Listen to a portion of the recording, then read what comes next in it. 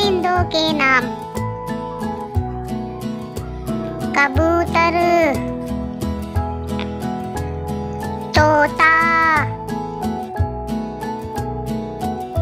मोर, मुर्गा,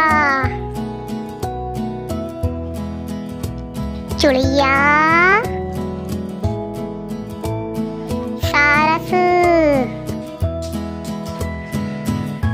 चूजा, बत्तख,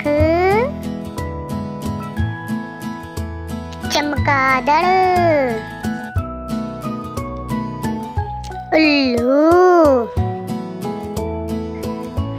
चील, तोता। परिंदों के नाम उर्दू